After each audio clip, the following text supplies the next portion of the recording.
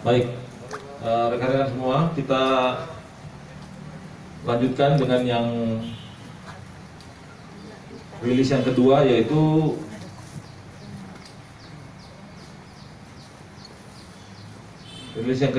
terkait dengan pemerasan dan pencurian dengan kekerasan dengan modus sebagai polisi. Jadi ini dasarnya adalah laporan polisi nomor 615 bulan 10 tanggal 26 Oktober. Jadi ini pelapor melaporkan, pelapor dengan inisial MB. Kemudian pelakunya itu ada 5 orang. Ada 5 orang. Tersangkanya ini inisial AD. Jadi sekaligus langsung saya sampaikan perannya yang bersangkutan. AD ini adalah mencari korban, kemudian MI, RS, K, dan ZA itu berpura-pura sebagai polisi. Jadi berpura-pura sebagai polisi. Untuk TKP-nya sama dengan yang tadi di wilayah Kebagusan.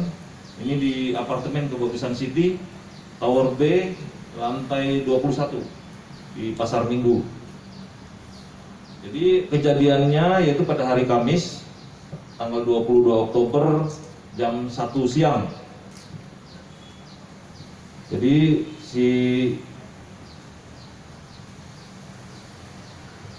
si AD yang sudah mencari korban melalui medsos mendatangi apartemen di Kebagusan, kemudian masuk ke dalam, selanjutnya mengaku bersama rekan-rekan semua yang lain yang ada di belakang saya mengaku sebagai polisi. Kemudian dari sana TSK ini kemudian yang pertama, yang AD itu dia janjian dengan korban. Nah, setelah di apartemen Kebagusan, kemudian si AD ini kemudian memberi sinyal-sinyal kayak batuk dan sebagainya untuk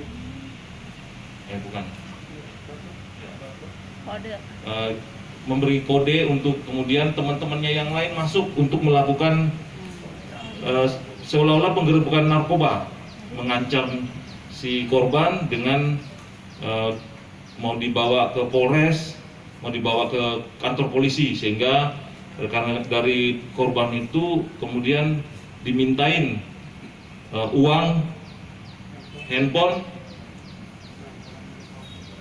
barang-barang milik korban lainnya. Nah, kerugian dari yang sudah diamankan terkait dengan perkara ini yaitu seperti yang ada di depan ini, 1 buah ATM BCA. Jadi pelaku ini menunjukkan KTA polisi, KTA yang menyerupai KTA polisi dengan borgol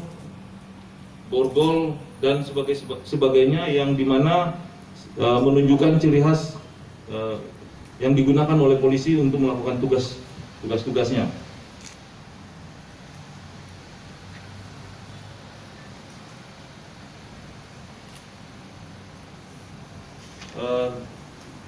Tersangka ini dilakukan penangkapan di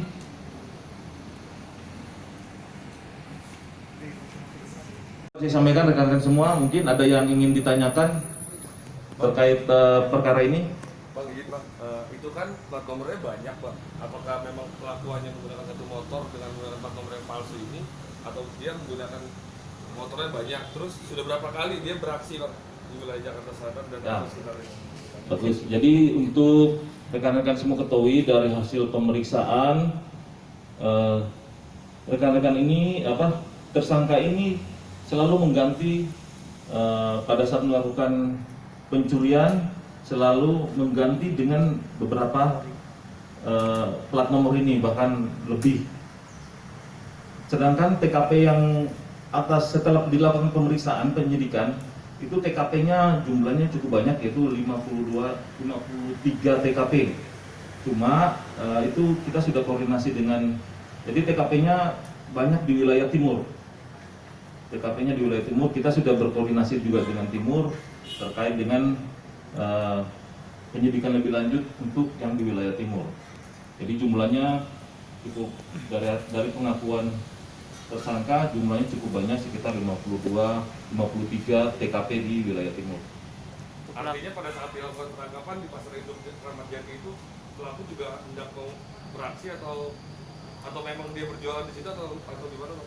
Jadi hasil pengejaran, Mas, hasil pengejaran kita telusuri, kita lidik, kita pas kebetulan yang bersangkutan itu berada di Pasar Kramat Jati, kita melakukan penangkapan di lokasi tersebut. Bagaimana? Profesinya sehari-hari Pelaku. Pengangguran. Jadi beliau yang si tersangkanya ini tidak bekerja. Bekerja. Pelakunya ada berapa, Rom? Pelakunya cuma satu yang ditangkap. Pemain tunggal. Pak, itu Ya. biasanya operasinya siang, malam, pagi hari, atau kapan dia biasanya? Jadi operasinya dari keterangan saksi-saksi itu dari subuh sampai malam. Dari jam 3 subuh main terus sampai malam. Hebat. Jadi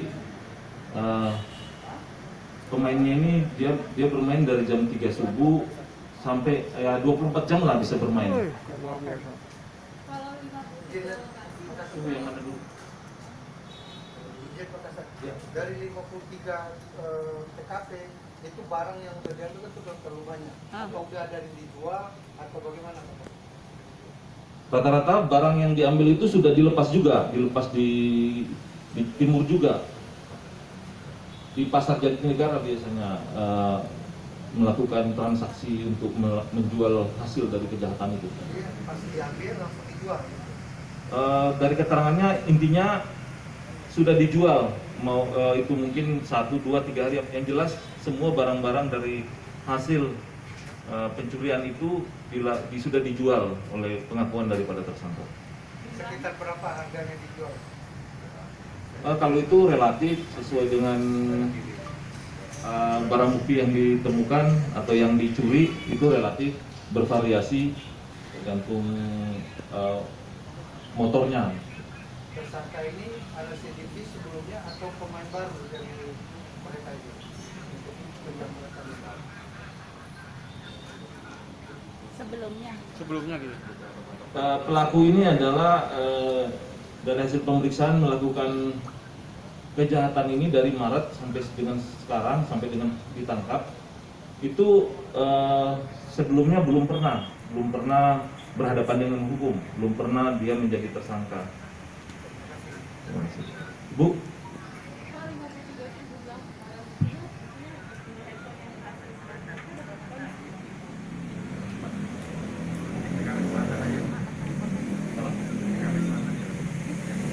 jadi ini TKP-nya masih selatan ya, kita ini TKP-nya selatan.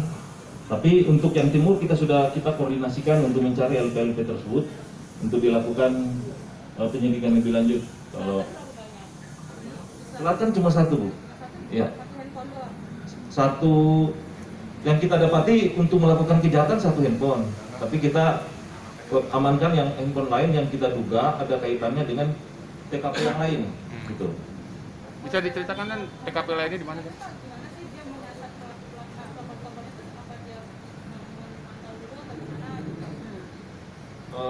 Targetin dulu apa? Jadi TSK ini selalu melihat orang-orang yang menjadi sasaran yang sangat baik untuk dilakukan pencurian.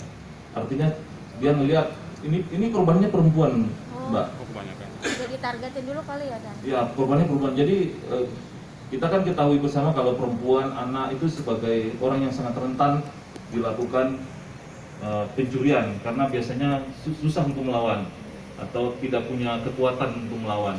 Jadi rata-rata perempuan, anak, ada juga laki-laki, tergantung dia melihat posisi korbannya. Gitu. Dipantau. Sudah dipantau ya. Ada lagi rekan-rekan semua?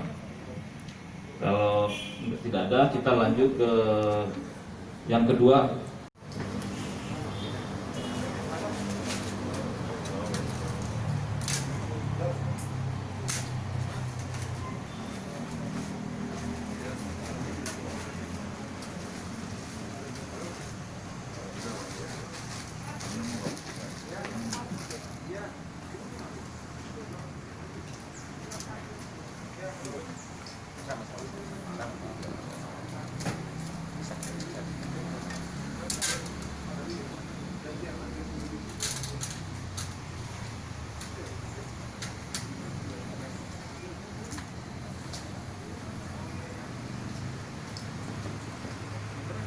Mana?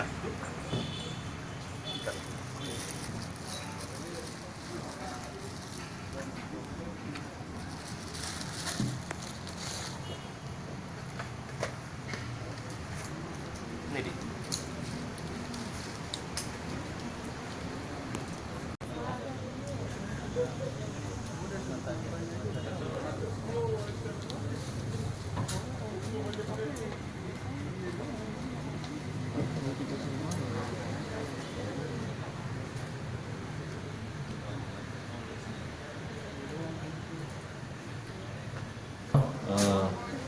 Assalamualaikum warahmatullahi wabarakatuh.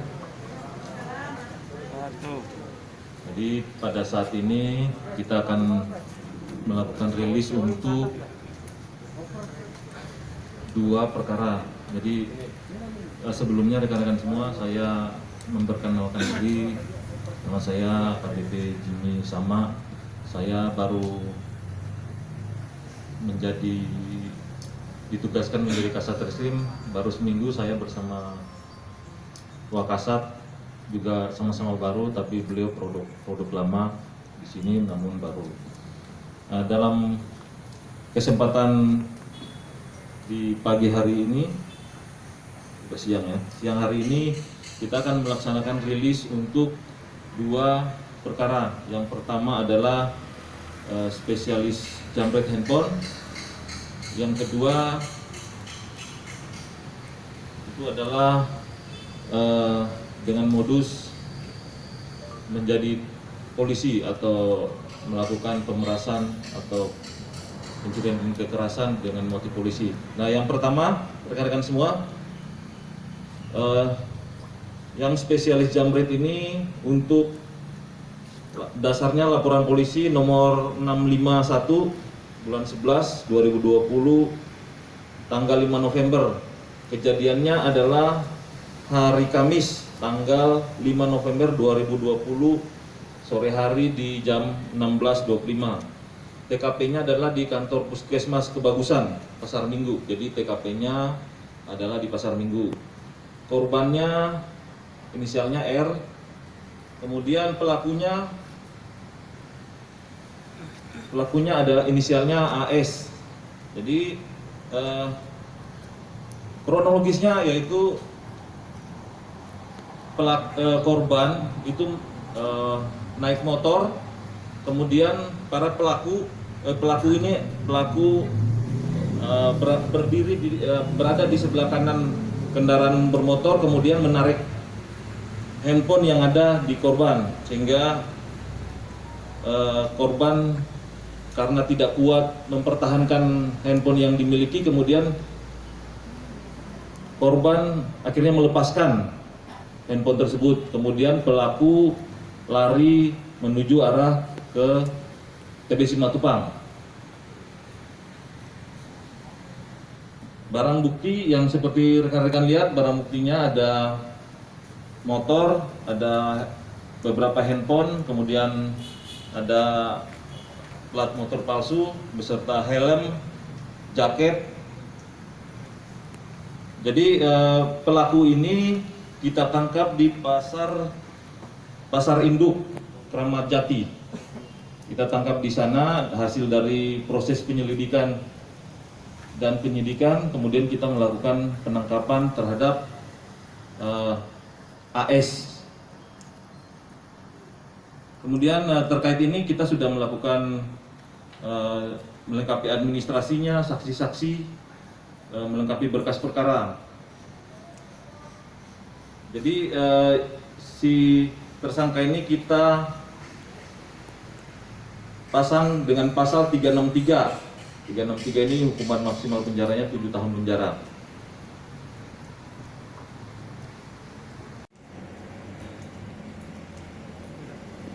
Di beberapa lokasi di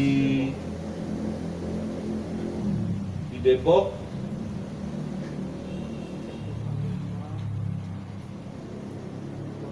Kelapa II Depok, dan beberapa di Cimanggis, dan beberapa lokasi lainnya yang berbeda-beda. Dari hasil proses penyidikan yang kita lakukan, kita temukan di beberapa TKP yang berbeda, karena dari hasil penyelidikan dan penyidikan yang kita lakukan pemeriksaan bahwa pelakunya adalah 5, kemudian kita melakukan pengembangan, penyelidikan, dan kita jumpai, kita dapatkan hasil bahwa tersangka ini ada di lokasi yang berbeda-beda, kemudian kita melakukan pengejaran dan penangkapan. Ya, hasilnya rekan-rekan lihat yang seperti di belakang ini. Pasal yang disangkakan 365 dan 368. Pasal 365 yaitu dengan ancaman 12 tahun, sedangkan pasal 368 dengan ancaman hukuman 9 tahun penjara.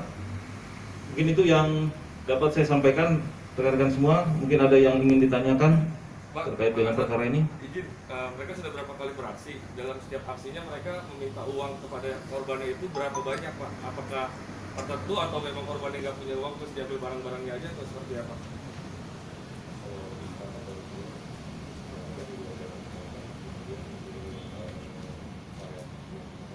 Jadi yang diminta itu kalau di dalam pemeriksaan ini ada 500.000. 500.000, beberapa barang korban seperti handphone, 3 power bank, parfum, kemudian iPhone 6 Plus warna gold, handphone Infinix, itu barang-barang yang diambil dari korban. Dan dikuasain ATM-nya, dikuasai, diambil uangnya, di PIN-nya ditanya sampai dapat, kemudian diambil uangnya. Yang 500 tadi itu, Mbak. Jadi pada saat di lapangan dia minta ATM, kemudian mengajak korban ke ATM, diminta PIN-nya, diambil uangnya. Kebetulan uang korban mungkin di dalam adanya 500.000, jadi yang diambil itu. Seadanya. Sudah berapa kali, Bang, mereka beraksi, Bang? Kalau dari hasil penyidikan yang di selatan ini baru pertama kali mereka melakukan perbuatan ini.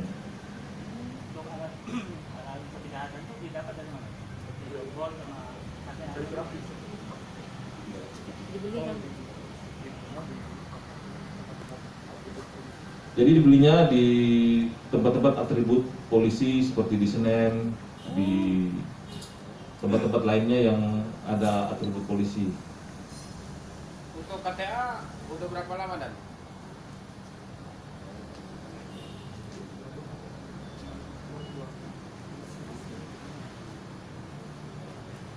Jadi ini KTA-nya punya orang lain, punya, artinya inisial di dalamnya punya, memberikan inisial orang lain, hanya fotonya foto dia. Oh, diedit. Iya. Profesinya tadinya apa, Pak, dia? Security atau apa? Tidak bekerja. Oh, tidak bekerja. Ada juga security, ada juga sebagian tidak bekerja. Kelima tersangka ini menyamar sebagai polisi. Ada indikasi apa dia menyamar polisi? Ada motif apa dia menyamar sebagai polisi dan memeras korban-korban yang apa sebelumnya dia pernah masuk polisi gagal atau bagaimana? Bagian security kan? Modus operandinya melakukan, jadi ada janjian, kemudian diduga biasanya mereka ada kayak disinyalir narkoba, kemudian ditangkap, kemudian seakan-akan ditangkap dan dibawa ke kantor polisi. Berarti secara acak aja, Bang, ya, korban-korbannya ini dari media sosial gitu. Iya. Pada prinsipnya mereka melihat korban itu mudah untuk dilakukan, artinya diperas, mudah untuk diakalin lah, untuk dimintain duitnya. Jadi orang-orang karena mereka kan mencarinya di medsos, mereka juga melakukan mungkin profiling kepada sasaran-sasarannya, sehingga lebih mudah untuk dilakukan pemerasan. Demikian. Dan dalam aksinya mereka berseragam polisi juga atau preman gimana, Dan? Pakaian preman, jadi hanya menunjukkan KTA, hanya menggunakan pakaian polisi di borgol, jadi seakan-akan borgol, menunjukkan KTA, dan ini borgolnya tadi pakaiannya juga dibuat seperti ala-ala polisi lapangan gitu. Tidak ada senjata, Dan, buat Ada nanggapinnya? terhadap korban nggak bang kalau tidak mau memberikan? Untuk senjata nggak ada. Nggak ada ya? Kalau untuk penganiayaan tidak dilakukan penganiayaan, mungkin ditakut-takutin aja, ditakut-takutin, kemudian karena korban takut, ya korban namanya kita rekan-rekan semua namanya kita misalkan di satu tempat ada orang banyak, ada 5 orang datang, kita ditakut-takutin walaupun apa yang dia sampaikan biasanya kan kita kalau motifnya jahat pasti kita takut, kita pasti menyerahkan itu. Jadi dia menganggap seperti perampok lah, kira-kira begitu. Sudah berapa lama mereka ini menyamar sebagai polisi? Untuk penyamaran sebagai polisi dari hasil keterangan fakta-fakta yang didapatkan dalam penyidikan itu sudah 3 bulan.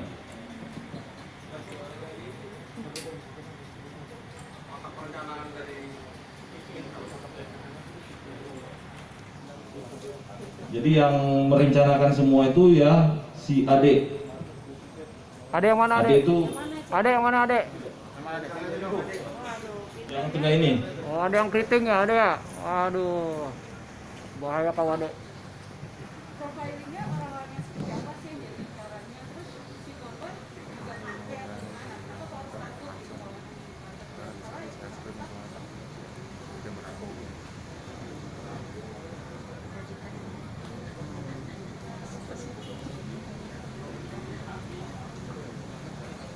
Jadi si Ade ini mencari di medsos, kemudian dia bertemu dulu sama si korban.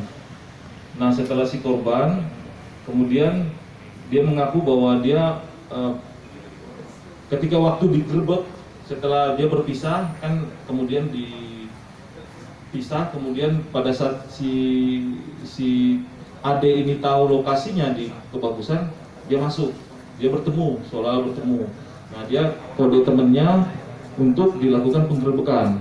Jadi dia lihat bahwa si korban adalah orang yang takut untuk berhadapan dengan polisi. Jadi dia ancam untuk melaporkan narkoba. Tapi dari hasil penyidikan beliaunya tidak narkoba. Saya nggak tahu apakah sebelumnya pernah atau enggak. Saya nggak tahu, mungkin dari nanti di dalam hasil proses penyidikan kita dalamin lagi.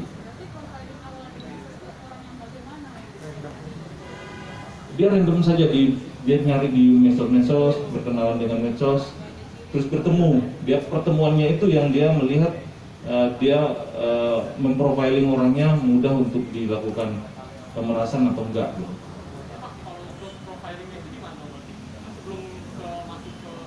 Bertemu dulu di luar.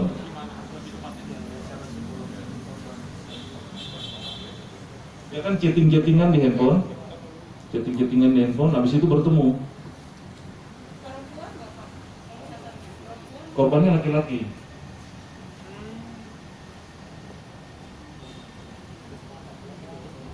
Kira-kira begitu rekan-rekan semua. Ada lagi? Oke. Korbannya satu. Satu ya? Korbannya satu. Tapi tetap random ya, Dan? Iya, random. Baik, terima kasih rekan-rekan semua. Mungkin kita tunjukin dulu barang buktinya.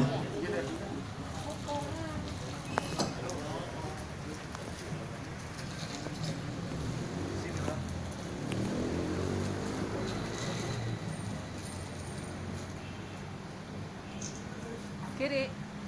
Kiri dan Terima kasih.